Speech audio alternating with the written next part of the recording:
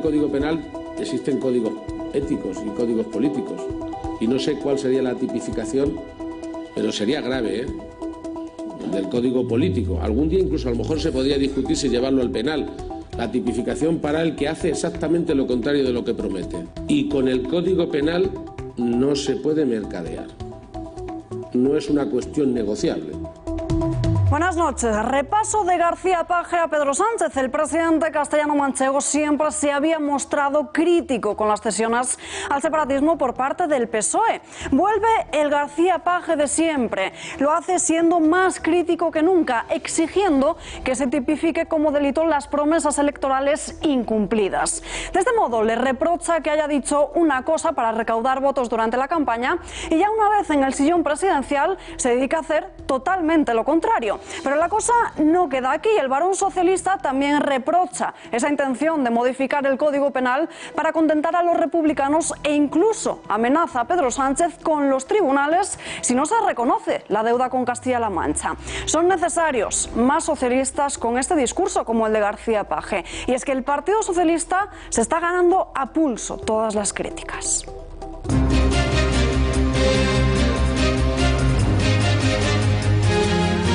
Pedro Sánchez e Isabel Celaá deberán hacer frente al pago de una multa por usar las instituciones públicas para conseguir un beneficio electoral. La Junta Electoral Central impone una sanción al presidente del Gobierno de 500 euros por realizar una entrevista desde el Palacio de la Moncloa y a Isabel Celaá de 2.200 por hacer lo propio con las ruedas de prensa del Consejo de Ministros.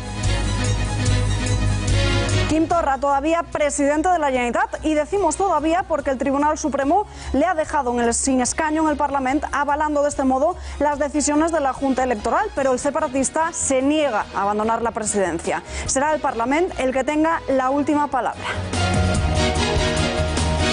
A día de hoy sigue siendo un ejemplo por su valentía y contundencia. Se cumplen 25 años de que Gregorio Ordóñez fuese asesinado por ETA de un tiro en la nuca. Esta misma mañana se ha realizado un homenaje en el Palacio Miramar de San Sebastián. Hasta allí se ha desplazado la plana mayor del Partido Popular. Todo lo que pasó no fue una simple casualidad, no es algo que haya que enterrar, no es algo que haya que olvidar, no es algo de lo cual puede uno decir aquí no ha pasado nada, sino que han pasado muchas cosas. El temporal Gloria remite en la jornada de este jueves. Las intensas precipitaciones se están alejando por el Pirineo hacia el sur de Francia. Los efectos han sido devastadores. 12 personas han fallecido a causa de Gloria. Amaina la borrasca, pero en el litoral mediterráneo hacen balance de daños. El tiempo también se ha saldado con una gran granizada en Málaga. Wuhan en cuarentena. Esta ciudad y otras dos cercanas permanecen cerradas para evitar que se propague el coronavirus, que ya ha traspasado las fronteras de China, registrándose casos en Estados Unidos o en Tailandia. Nadie puede entrar o salir de la urbe, que cuenta con 11 millones de habitantes. Es más grande que Nueva York o Londres. Los transportes públicos han dejado de funcionar y es obligatorio el uso de mascarillas.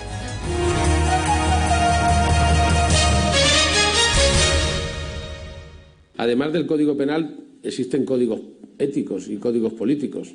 Y no sé cuál sería la tipificación, pero sería grave, del Código político. Algún día incluso a lo mejor se podría discutir si llevarlo al penal. La tipificación para el que hace exactamente lo contrario de lo que promete. Eso, que realmente suele tener una condena, que es electoral, en un momento determinado, y en algunos otros países incluso les lleva a sometimiento de juicios, como se está viendo en los Estados Unidos. Nosotros no vamos tan lejos. Nosotros vamos a las cosas de comer y a lo concreto, teniendo muy claro que con los derechos de los españoles y de las españolas no se mercadea. Y con el Código Penal no se puede mercadear. Que además no pueden decidir aquellos que aún hoy siguen diciendo que si pueden volverán a hacer lo mismo. A buen entendedor, pocas palabras bastan. Emiliano García Paje recrimina a Pedro Sánchez sus intenciones de reformar el Código Penal y va un paso más allá, al echarle en cara sus promesas electorales incumplidas. El presidente de Castilla-La Mancha ha arremetido duramente contra el dirigente socialista por hacer todo lo contrario de lo que promete, por decir ciertas cosas durante la campaña electoral y luego, una vez ya como presidente, hacer lo antepuesto. García Paje siempre ha sido muy crítico con el Partido Socialista por haber decidido ceder ante los chantajes de los separatistas. Mucho tardaba en estallar contra este ejecutivo bicolor con peajes políticos independentistas. Y este no es el único frente abierto. También le da 2 semanas para que reconozca la deuda con Castilla-La Mancha. García Paje pide públicamente que se sancionen las promesas incumplidas antes de modificar la tipificación de delitos como el de sedición o el de rebelión. Intenciones del Ejecutivo como primer gran pago a Esquerra, un propósito que el nuevo ministro de Justicia, Juan Carlos Campo, ha defendido asegurando que esas figuras penales se han quedado obsoletas. El problema catalán ha determinado que si había unas figuras como era la rebelión o la sedición, más propias de ataques a la soberanía en los siglos XIX, y pensando en esos ataques de los tanques en la calle, pero que hoy vemos que la soberanía es atacada de otras maneras. Y es necesario un detalle de nuestro Código Penal para dar respuesta proporcional a esas actuaciones. Y eso es la obligación del gobernante, dar respuesta a las situaciones distintas que se generan. Defensa de la modificación porque la rebelión y la sedición son propias de cuando se atacaba con tanques. Sorprendentes declaraciones si nos fijamos en lo sucedido en Cataluña no hace tantos meses. Un auténtico escenario de batalla campal. Todo empezó el 20 de septiembre de 2017, Consejería de Hacienda de Barcelona. Miles de personas se agolpan a las puertas para evitar que salga la comisión judicial que investiga lo que está por venir una semana después, el referéndum el domingo 1 de octubre. Una protesta cuanto menos intimidatoria que, por si fuera poco, avivaron los Jordis. Aquí les ven subidos a un coche de la Guardia Civil convocando a las multitudes. Una noche que se hizo larga, muy larga. Destrozaron todo a su paso. Y llega el día R de referéndum, 1 de octubre de 2017. No es la primera vez que los catalanes salen a la calle para votar acerca del futuro de su comunidad. La palabra independencia no es nueva entonces, pero ese día, más que nunca, se llenó de tensión y conflicto. Es una votación ilegal y la policía tiene que trabajar. ¿Recuerdan este brutal ataque? Las fuerzas y cuerpos de seguridad del Estado se lo llevaron todo por parte de los independentistas. Les arrinconaron, les echaron de sus pueblos a pedradas.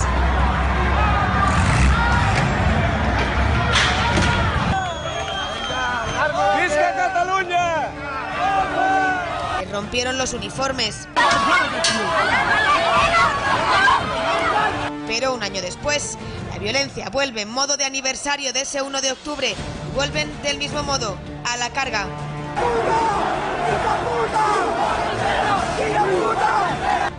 Un juicio en el Supremo de por medio y una sentencia hacen saltar todas las alarmas el 14 de octubre de 2019. Contenedores, coches, motos ardiendo. Las protestas de Barcelona dejaron imágenes impactantes de algunas calles envueltas por las llamas. El humo de las barricadas de fuego se han repetido frente a la acción de las fuerzas y cuerpos de seguridad. Pero si algo impactó, este padre huye con su bebé en brazos, huye del tsunami de violencia y fuego de los radicales separatistas cerca de su vivienda. 6 interminables noches seguidas de violencia donde nadie concilió el sueño en la ciudad condal, sobre todo. De nuevo, brutales ataques a los cuerpos y fuerzas de seguridad del Estado. 194 policías heridos en total. Fueron el objeto de lanzamientos de todo tipo de artilugios. Lo nunca visto. Los CDR lanzaron un cohete al helicóptero de los Mossos. Estalló a pocos metros de este. Una peligrosísima escena provocada por la rama más radical del independentismo. Sin olvidarnos de los ataques a periodistas. Conseguido su acta, Puigdemont, Comín y Junqueras.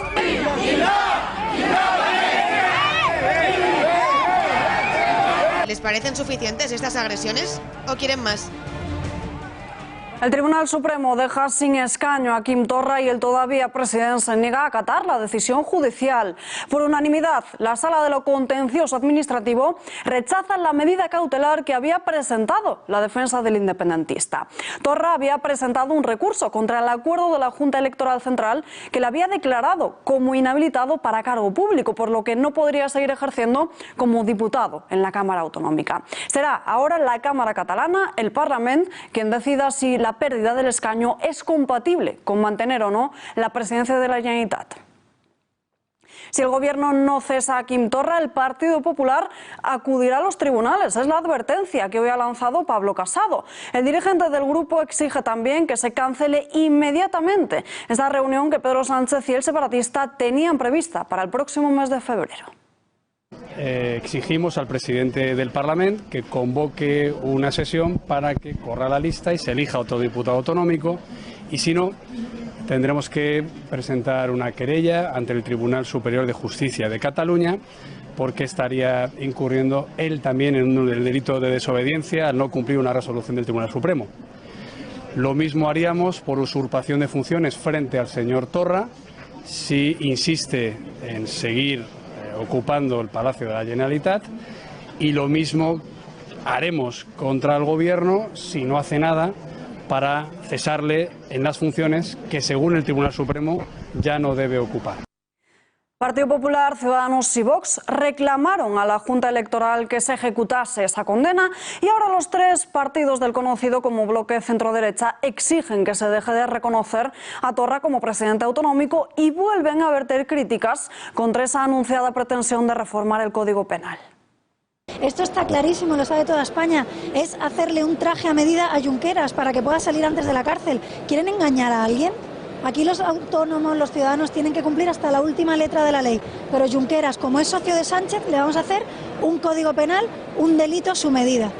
Me parece que no van a engañar a nadie más en este país. Le están haciendo un traje a medida a Junqueras para darle un indulto por la puerta de atrás. Y no creo que la mayoría de españoles se traguen las mentiras de Sánchez de que esto es una necesidad social imperiosa. Hay muchas necesidades sociales y cambiarle el tipo por el que le han condenado a Junqueras no es una necesidad social, es una necesidad de Sánchez para mantenerse en Moncloa.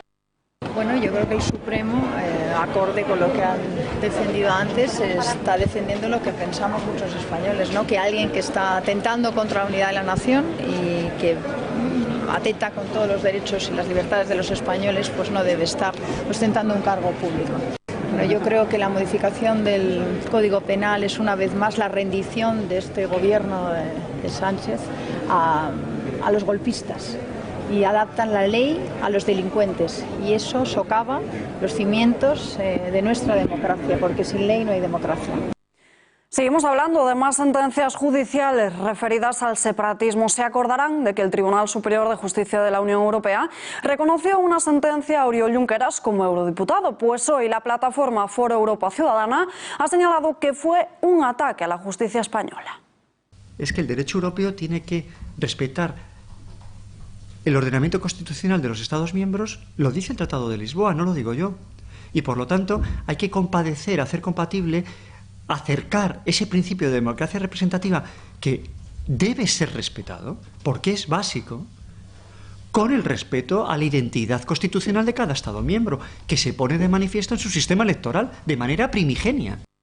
El Brexit provocará que queden vacantes 5 escaños en el Parlamento Europeo, asientos que va a ganar España una vez se haga efectiva la salida del Reino Unido de la Unión Europea, y uno de ellos para la fugada Clara Ponsatí. Está afincada en Escocia y tiene pendiente una euroorden dictada por el juez del Tribunal Supremo, por Pablo Llarena, por un supuesto delito de sedición por su participación en el proceso separatista del año 2017. El uso electoralista de la Moncloa por Pedro Sánchez le va a costar 500 euros. Es la multa que le ha impuesto la Junta Electoral al presidente del Gobierno por haber concedido una entrevista al programa de Al Rojo Vivo de La Sexta desde Palacio cuando estaba en plena campaña electoral. La ley orgánica del régimen electoral no permite, dentro de esta época, el uso de medios institucionales por parte de los poderes públicos para la promoción de logros. Y por otro lado, el organismo también ha multado con 2.200 euros a la ministra de Educación, a Isabel Celaá, por haber hecho electoralismo desde la sala de prensa del Consejo de Ministros al presentar los datos de la encuesta de población activa. Es oficial, Juan Guaidó mantiene su visita a España a pesar de que Sánchez no vaya a recibirle. Dará una conferencia el sábado en Madrid. El desplante a Guaidó ha sido respaldado hoy por su otro aliado del gobierno socialcomunista, por Pablo Iglesias. El vicepresidente segundo sigue sin reconocerle como presidente legítimo de Venezuela. Y el señor Guaidó es un dirigente político muy importante de la oposición en Venezuela, aunque la propia oposición le haya quitado del cargo de presidente de la Asamblea Nacional, sigue siendo un dirigente... Pero es presidente encargado, presidente de la Asamblea Nacional, y de hecho presidente encargado que se lo reconoció el señor Sánchez. Sí, sí, pero es verdad que la oposición venezolana, que es muy compleja, ha puesto a otro al frente de la Asamblea Nacional. Eso no es asunto nuestro. Allí los señores de la Asamblea Nacional harán lo que tengan que hacer.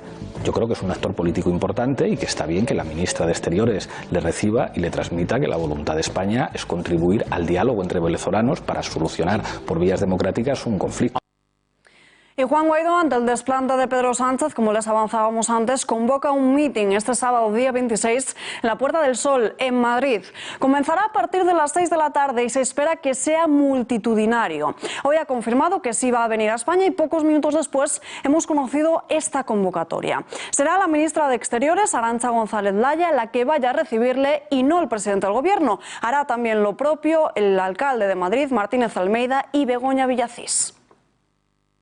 La deriva chavista de este ejecutivo es una evidencia, más aún después de conocer que José Luis Ábalos se reunió en secreto con un ministro de Maduro. Lo ha desvelado en exclusiva Voz Populi.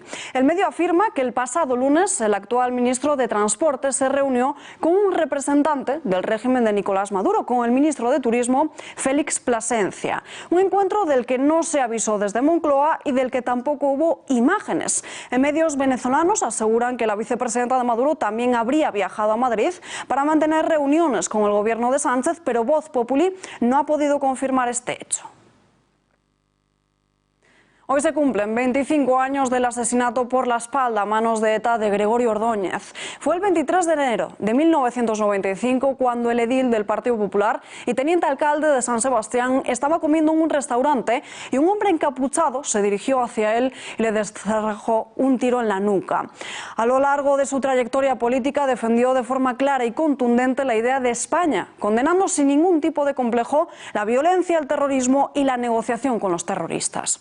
Hoy en día sigue siendo un referente por su valor y no por no haber tenido miedo. En el Palacio Miramar de San Sebastián se ha inaugurado este jueves la exposición Gregorio Ordóñez, La vida posible, un recorrido por la trayectoria política y vital del político vasco, un tributo a su memoria y a la de todas las víctimas de ETA. Ana Iríbar, la viuda de Gregorio Ordóñez, ha estado hoy respaldada por la plana mayor del Partido Popular.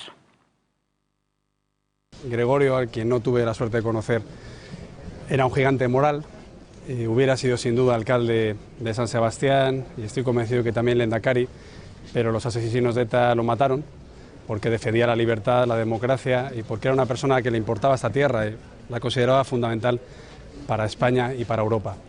A Goyo lo mataron por ser del Partido Popular, pero también mataron a concejales del Partido Socialista o de UPN y mataron a cualquier trabajador o a cualquier persona que les molestara en un proyecto totalitario.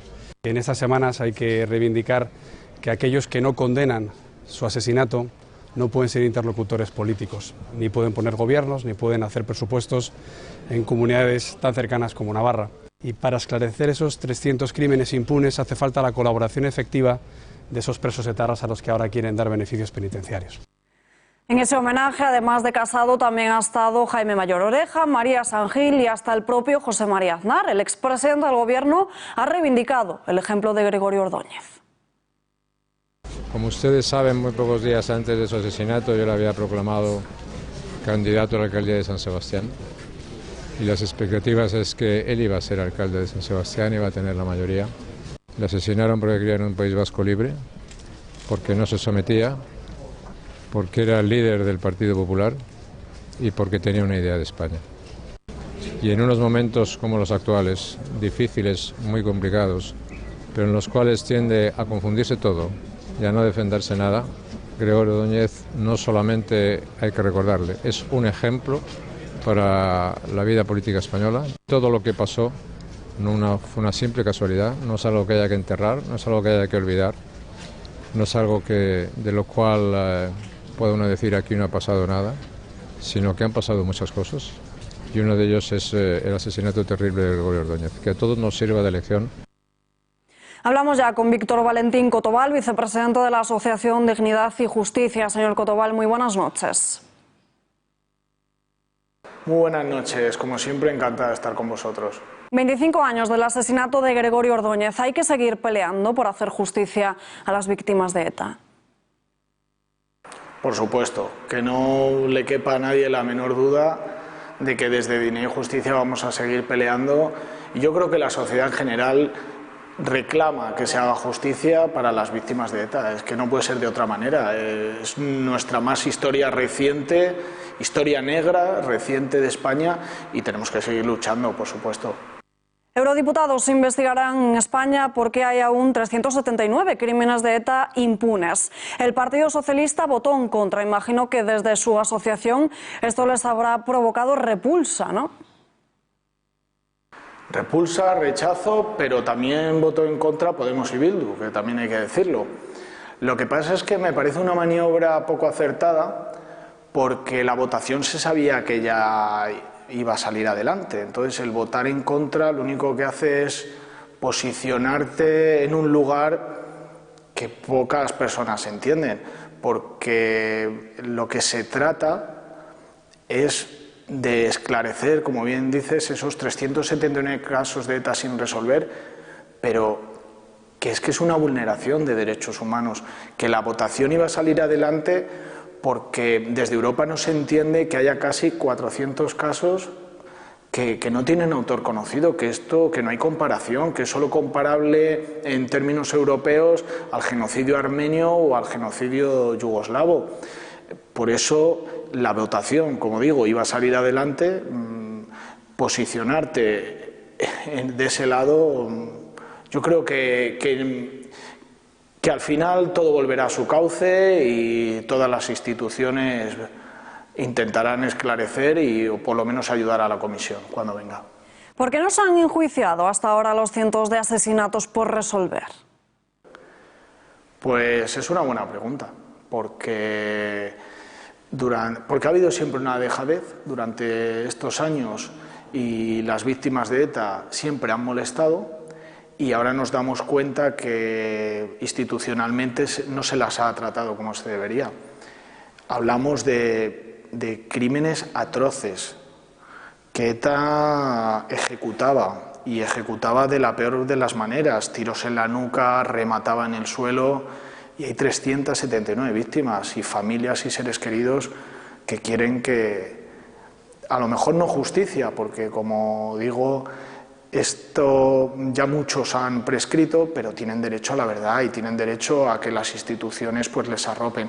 Lo que sí tenemos claro es que Policía y Guardia Civil han luchado, luchan y lucharán para que estos crímenes no queden impunes, y de hecho es el colectivo que más, si se me permite la expresión, más muertos han puesto encima de la mesa, así que no creo que la comisión, cuando venga en el segundo semestre de este año, tenga nada que reprocharles, sino todo lo contrario.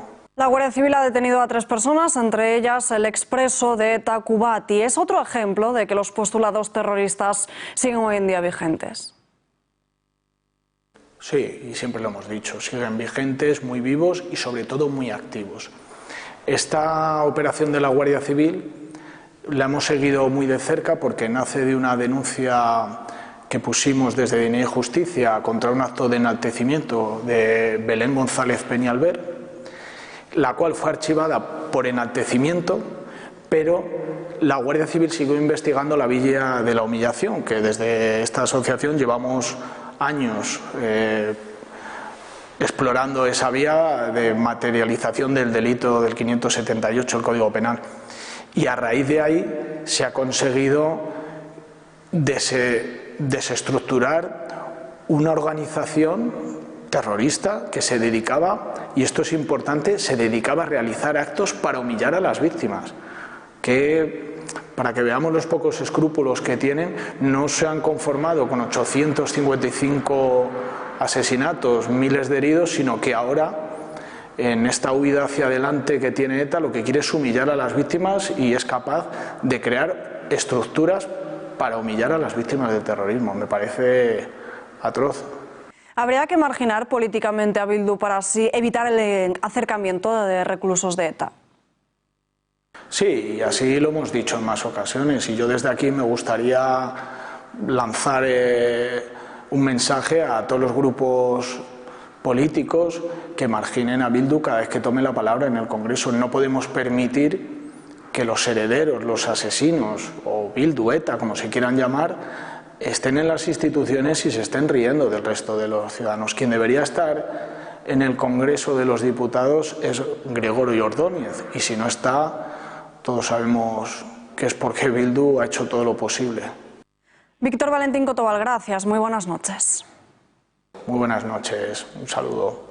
La edad electoral rebajada a los 16 años es la intención que muestran desde las filas republicanas. La diputada de Esquerra, Marta Rosique, y las juventudes del partido han presentado este jueves esta proposición.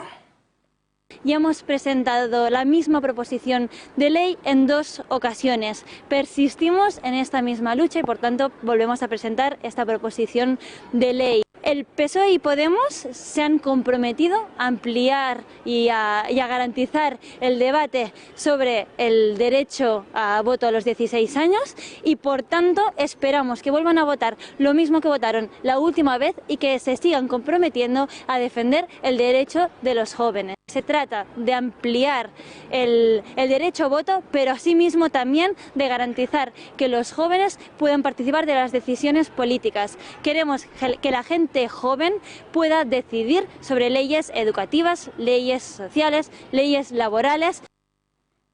Se trata de la tercera vez que Esquerra intenta que los jóvenes de 16 y de 17 años puedan votar. Los republicanos creen que la nueva aritmética parlamentaria permitiría que sus intenciones salgan adelante. Pero ¿se tiene con 16 años realmente edad para votar? ¿Se trata de una necesidad o un disparate? Hemos salido a la calle a conocer su opinión. Pero bueno, me parece una insensatez, vamos. No, me parece bien como está ahora mismo, con 18. Hay que adaptarse a las leyes existentes y jugar con el marco legal que hay y no hay más. Es lo que dice la ley. Un poquito demasiado joven, me parece. Me parece que todavía a uno le falta un poquito de formarse para tener una opinión suficiente como para tomar una decisión tan importante como el voto. Yo creo que son muy jóvenes para votar a los 16 años. A los 18 y obligatorio tendría que ser. No, la verdad es que no lo veo bien. Hasta pondría más años de los que hay para que la gente pensase un poco más, pero bueno. Son aún demasiado jóvenes, con 16 años. Bien, sí. Cada uno tiene que votar. Es complicado, eso depende mucho del caso. Puede haber alguna gente que sí, pero otros que no. Es un criterio que habría que cambiarlo con muy buena información. No me parece bien. Lo primero, que me parece gente muy joven, que no tiene todavía. Y lo segundo es que lo que venga de Esquerra... Perfecto, venga, ánimo. Creo que esa edad no está a la mente para poder votar. Creo que lo quieren hacer justamente como han adoctrinado tanto. Pues esta ha sido la respuesta de la ciudadanía. Una amplia mayoría piensa que a los 16 años todavía no se es lo suficientemente maduro para ejercer el derecho a voto que ha propuesto Esquerra Republicana. La afición por el deporte de Mariano Rajoy es voz populi y así nos lo ha hecho ver en muchas ocasiones. Ahora el nombre del expresidente del gobierno suena muy fuerte para dirigir la Federación Española de Fútbol. Los comicios del organismo se van a celebrar este año y aunque la fecha no esté fijada, ya hay quinielas para saber quién será el presidente. También se habla de Iker Casillas. Rajoy podría sustituir en el cargo a Luis Rubiales. Un encuentro con empresarios en Zaragoza para presentar su último libro, como buen gallego que no ha querido ni confirmarlo ni desmentirlo. Novedades en las pesquisas del caso Kitchen. La cúpula política que ocupaba el Ministerio de Interior durante la etapa de Jorge Fernández Díaz está salpicada en la investigación del espionaje ilegal al extesorero del Partido Popular, a Luis Bárcenas. Alberto Soto, ¿quiénes tendrán que declarar el próximo viernes en la Audiencia Nacional? Muy buenas noches. De momento lo hará Francisco Martínez, el ex número 2 de Interior y el también secretario de Estado de Seguridad entre los años 2013 y 2016. ¿Pero por qué se le cita ahora?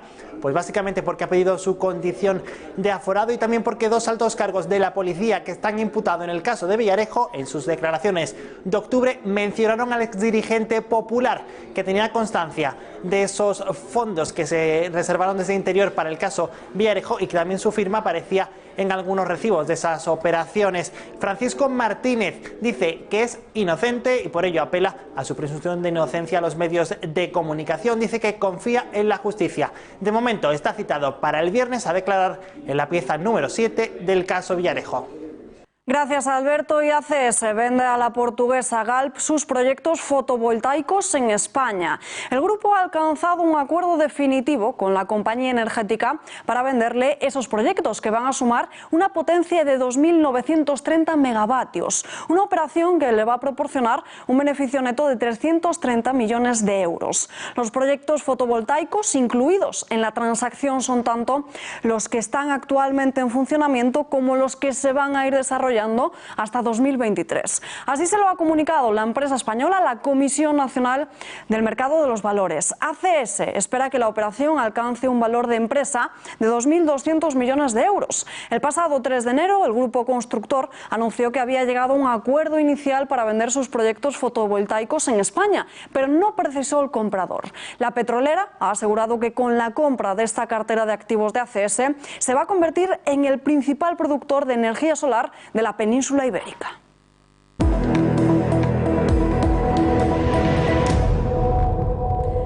Son 12 los muertos a causa del temporal Gloria. Los efectos han sido devastadores. La borrasca ha dejado impactantes imágenes como estas en Málaga. Las calles de la ciudad andaluza parecían verdaderos ríos. Las carreteras están cubiertas de blanco, blanco de un granizo que llegaba del tamaño al tamaño de las canicas. Una tormenta eléctrica y de granizo ha provocado esta escena.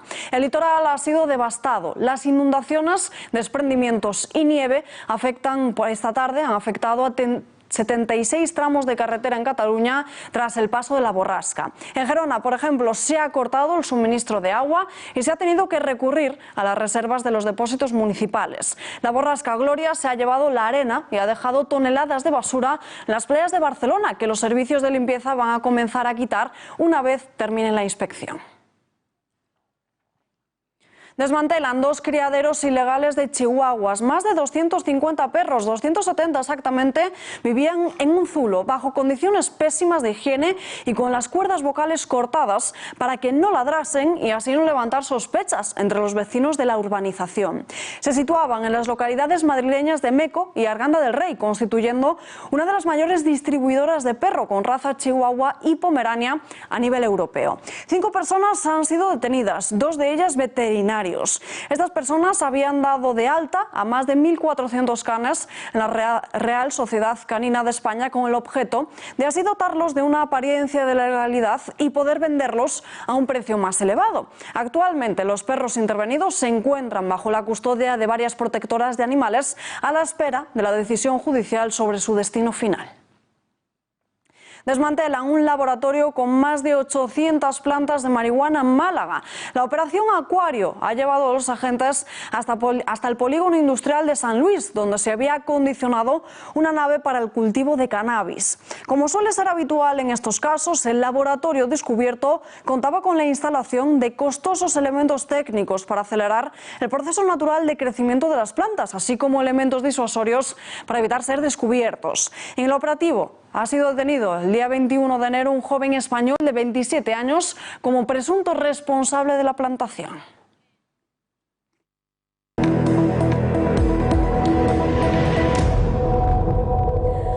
Encontronazo entre Emmanuel Macron y varios agentes de seguridad israelíes sucedió cuando el presidente galo se disponía a visitar la iglesia Santa Ana de Jerusalén. A Macron no le parecía bien que los miembros del Servicio de Seguridad Interno israelí entrasen con él al centro y así se lo hizo ver. Eso sí, les abroncó y luego siguió como si nada su visita. We know perfectly, everybody knows the rules. I don't like what you did in front of me. Go outside. I'm sorry, but we know the rules. Nobody has to provoke, nobody, okay? We keep calm. We had a wonderful work. You did a great job in the city, I do appreciate, guys. Please respect the rules as they are for centuries. They will not change with me. I can tell you. Okay? So everybody respects the rule. Please. Wuhan es ya una ciudad aislada, es epicentro del brote del coronavirus y para tratar de contenerlo, las autoridades han decidido cerrar la ciudad a cal y canto. Nadie puede entrar ni salir, todos están obligados a usar mascarillas y las estanterías de los supermercados comienzan a vaciarse. El coronavirus continúa sumando infectados y ha traspasado fronteras y se han detectado casos en Japón, Corea del Sur, Taiwán, Tailandia y Estados Unidos.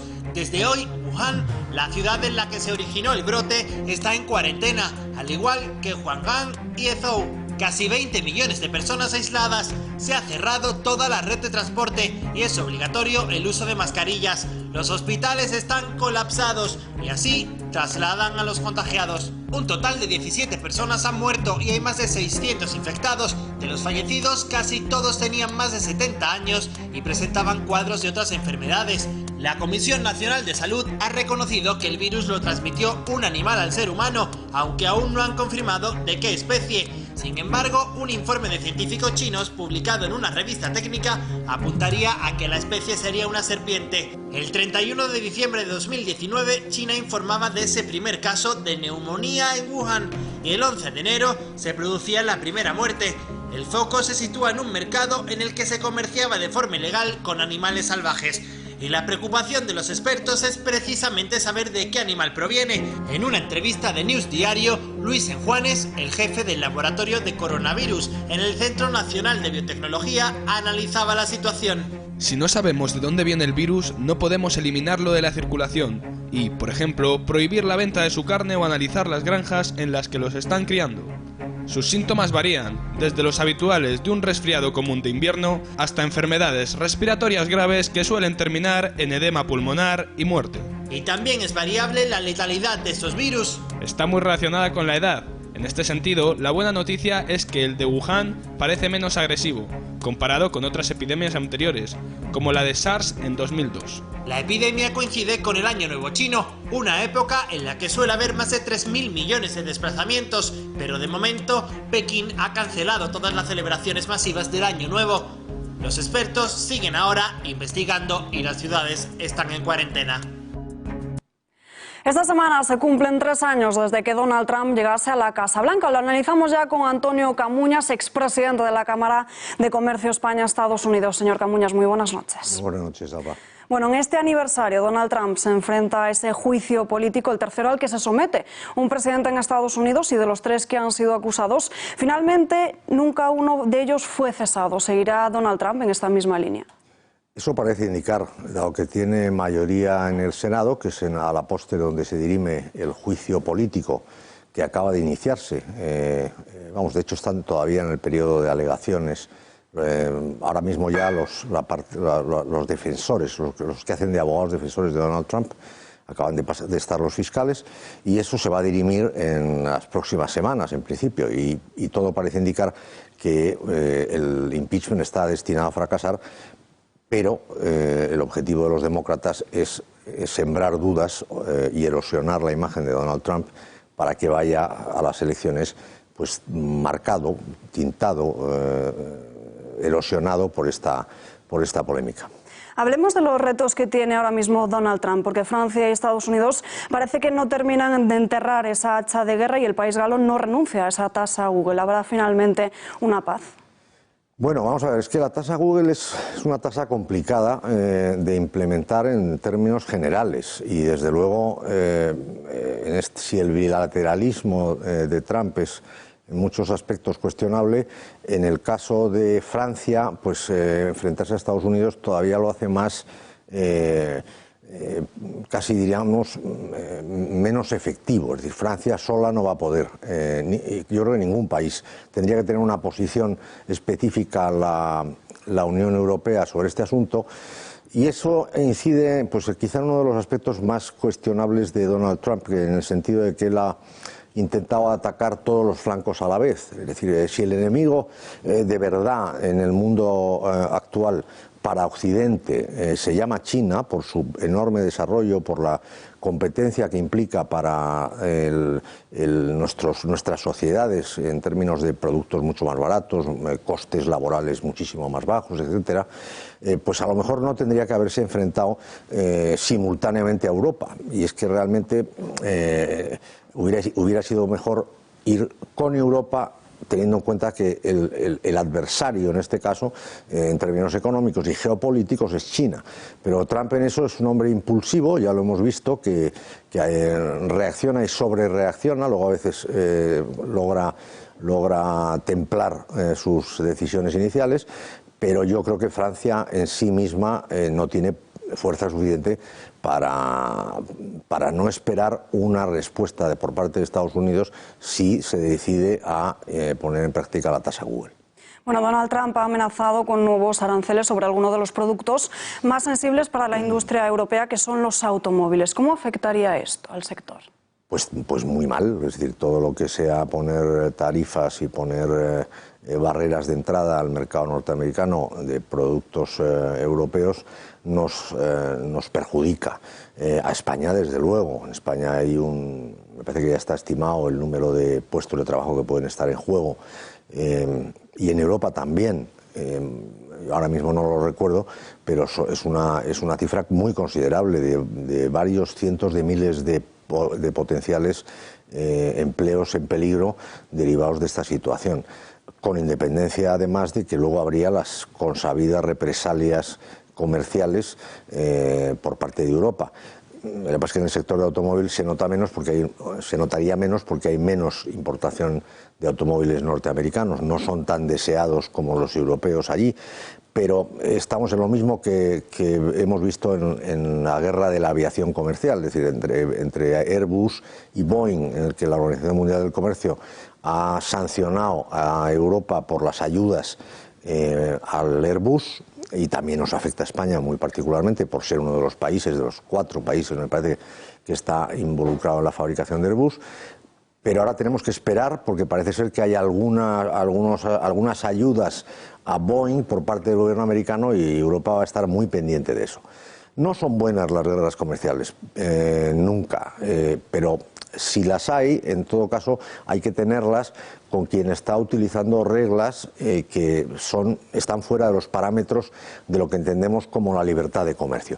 Y ahí claramente es China quien está situada en una posición en la que tiene una pantalla de seguridad que no te permite hacer negocios allí, excepto si tienes socios chinos. Tienen además una capacidad de alterar artificialmente las magnitudes, el propio valor de la moneda, etcétera. Y en definitiva no es un socio en ese sentido tan fiable como puedan ser los Estados Unidos y Europa hasta hace muy poco que se iniciaron todas las tensiones comerciales, ¿no? Bueno, con China, que lo estaban mencionando, parece que todos esos problemas al final se han solucionado, por lo menos de momento. No se han solucionado en absoluto. Lo que pasa es que se ha buscado una tregua, es decir, se ha hablado de una primera fase, es una fase preliminar, en la que sí ha habido avances, pero avances no sobre el meollo de la cuestión. Lo que pasa es que los chinos se han dado cuenta de que Estados Unidos va en serio. Ya iba en serio Obama, lo que pasa es que Obama lo hacía de otra manera. Trump lo hace como siempre de una manera mucho más frontal y patente, ¿no? y agresiva. Pero los chinos ya sabían que Obama les tenía ese famoso giro hacia Asia, lo que implicaba era poner el foco sobre Asia y el peligro que representa para la hegemonía norteamericana, porque el crecimiento de China es casi diríamos que exponencial y en muy pocos años superaría en todos los órdenes de magnitudes al de los Estados Unidos. Entonces, digamos que China ha hecho una pausa que además le viene muy bien a Donald Trump por estar en los preliminares de la campaña electoral, y ambos dos pueden vender. Yo creo que es casi, casi como un favor de China a Trump el llegar a este acuerdo, que además para ellos tiene ventajas, porque lo han sacado, por ejemplo, de los estados que son, hay una calificación de los estados que alteran artificialmente el valor de su moneda. Les han sacado de esa lista. Ya sabes que hay otras listas que son estados terroristas. O sea, los americanos van dividiendo los países según una serie de parámetros y demás. Entonces, ha habido acuerdo sobre esta fase preliminar 1, que es, digamos, la antesala de una fase en la que se van a tener que tocar temas ya mucho más comprometidos y mucho más difíciles de negociar. O sea que no, el tema no está resuelto y está al revés, pendiente de ver qué pasa cuando se entre en esa segunda fase. Aún quedan meses para las elecciones, pero Donald Trump está buscando la reelección y parece que esa crisis con Irán ha relanzado su imagen. ¿Le beneficia?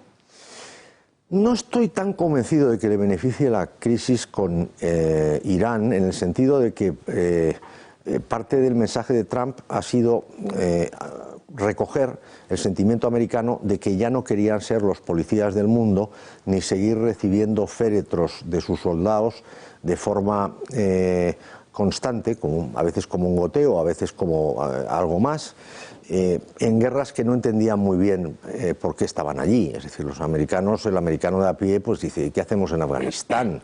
¿Y qué hacemos en Irak? ¿Y qué hacemos en Siria? Entonces, ese sentimiento que en un 70% de la población americana claramente es aislacionista, es decir, nosotros no necesitamos estar todo el día haciendo de policías, patrullando por el mundo, etcétera. Pues yo no sé si le beneficia tanto. Es cierto que le da un perfil más alto, pero ya lo tiene de por sí.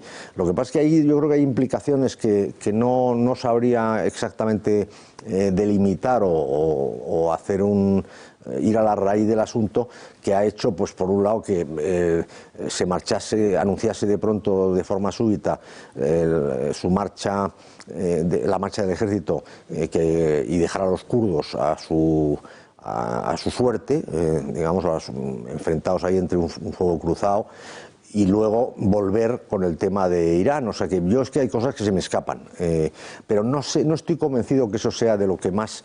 Yo creo que lo que más beneficia a Donald Trump son los 7 millones y pico de empleos que ha creado, la riqueza que ha traído al país en términos de reforma fiscal, que ha implicado una repatriación de cantidades ingentes de capitales que estaban estabulados en paraísos fiscales y en países con menos fiscalidad que Estados Unidos en impuestos de sociedades. Eso ha dinamizado muchísimo la economía, la bolsa ha alcanzado máximos históricos, las minorías negras e hispanas están en unas cotas de trabajo, digamos de empleo, más de que de trabajo, extraordinarias. Eso es lo que yo creo que favorece mucho más a Donald Trump. El que él ha sabido conectar de una manera muy intuitiva, de una manera muy particular, con el sentimiento de la mayoría de la gente, de mucha gente americana, no digo de la mayoría, pero sí de mucha gente de sus compatriotas, que piensa que los políticos se han alejado de sus problemas del día a día y están en batallas de otro tipo, que no forman parte de esas preocupaciones diarias que afectan a la ciudadanía. Podríamos decir entonces que Donald Trump ha ganado popularidad, es decir, ¿le ven mejor ahora a los ciudadanos que antes? Técnicamente, con arreglo a las encuestas, prácticamente sigue igual. Nunca ha sido un presidente que haya tenido una alta cota de popularidad. Lo que sí es cierto es que también es verdad que las encuestas no nos han permitido fiarnos demasiado de lo que decían. Es decir, hay encuestas que semanas antes de las elecciones, incluso una semana antes, daban opciones cero a Donald Trump de ganar la presidencia. O sea que las encuestas en Estados Unidos no están resultando muy fiables. Lo que yo sí creo que por encima de las encuestas es que de esos 7 millones y pico de personas que estaban sin empleo y que ahora mismo pueden disfrutar de un trabajo, alguno se sumará a Donald Trump. ¿Cómo valora el papel de Estados Unidos con el cambio climático? Bueno, Estados Unidos defiende una bandera o levanta una bandera que tiene algún sentido, y me explico. Occidente, Estados Unidos, los países europeos, nosotros, nuestra emisión ha ido decreciendo de forma continuada. y además pronunciada. Quien emite hasta el 70%, creo que es el 60% por un lado y el 15% por otro, o el 30%, no, es que no me sé las, pero vamos, quien emite son China y la India. Estos países en desarrollo que están en otro estadio de desarrollo social y por lo tanto no tienen esa sensibilidad para reciclar o para... Entonces Estados Unidos lo que dice es, oiga, yo no voy a pagar el reciclaje de estos señores, que empiecen a reciclar ellos, porque nosotros estamos reciclando ya. Y es verdad que Europa entera y Estados Unidos, todas las industrias, aunque solo sea por un tema de eficiencia, al final es más eficiente reciclar, al final es más eficiente no emitir las menores emisiones de carbono posibles, etcétera. Entonces, cuando eso lo ves en un gráfico, dices, bueno, ¿y por qué yo ahora tengo que pagar lo que otros señores están haciendo? Y estos señores se permiten el lujo de tener los ríos con un grado de contaminación espectacular porque vierten todo a los ríos, al océano, etcétera. No, que se ponga el foco sobre ellos. Entonces, tiene sentido desde ese punto de vista la bandera que levanta Donald Trump. Pues Antonio Camullas, muchísimas gracias por estar con nosotros. Muy Al buenas revés, noches. muchísimas gracias. Y nosotros nos despedimos ya, nos hemos quedado sin tiempo para más, pero como siempre les dejamos con tiempos modernos y después el gato al agua. Gracias por acompañarnos y muy buenas noches.